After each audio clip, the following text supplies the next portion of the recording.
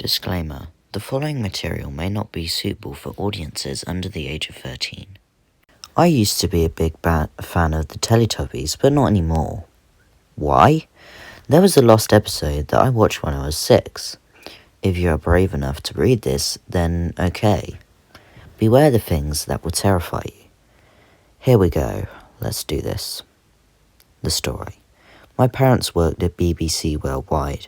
When it was Take Your Kid to Work Day, my parents decided to take me where they worked. When we got there, I was told to go in some room. When I went in the room, there were kids there. My parents came back with some sort of Teletubbies VHS tape.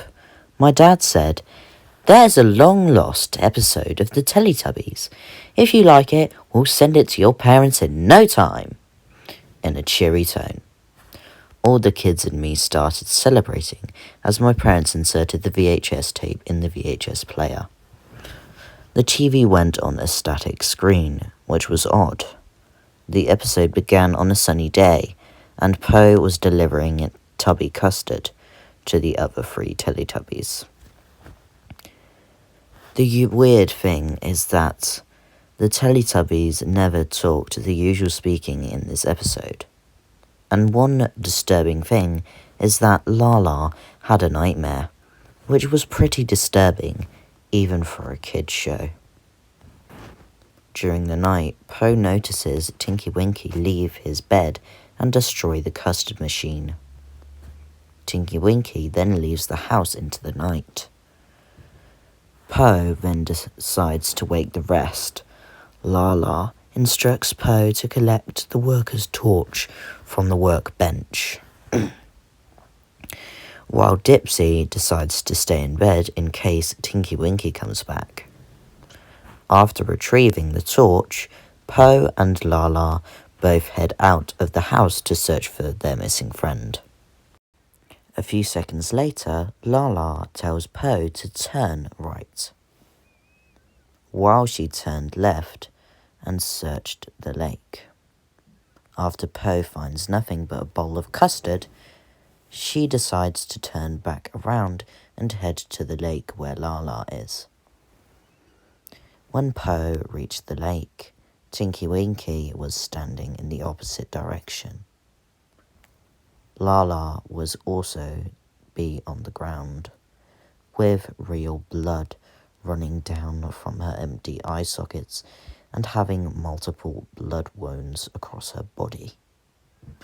Tinky Winky then turns around to reveal his hyper-realistic large frown and empty eye sockets. He then screams at Poe, who then must make it back to the house. Me and all the kids were terrified and shocked at this point. Poe reaches back to the Teletubbies' house only to find a decapitated Dipsy on the floor, coated in a bit of real blood, with his head nearby his body. Poe then runs off away from Tinky Winky, who will begin chasing her. No matter what, Poe reaches the large tree.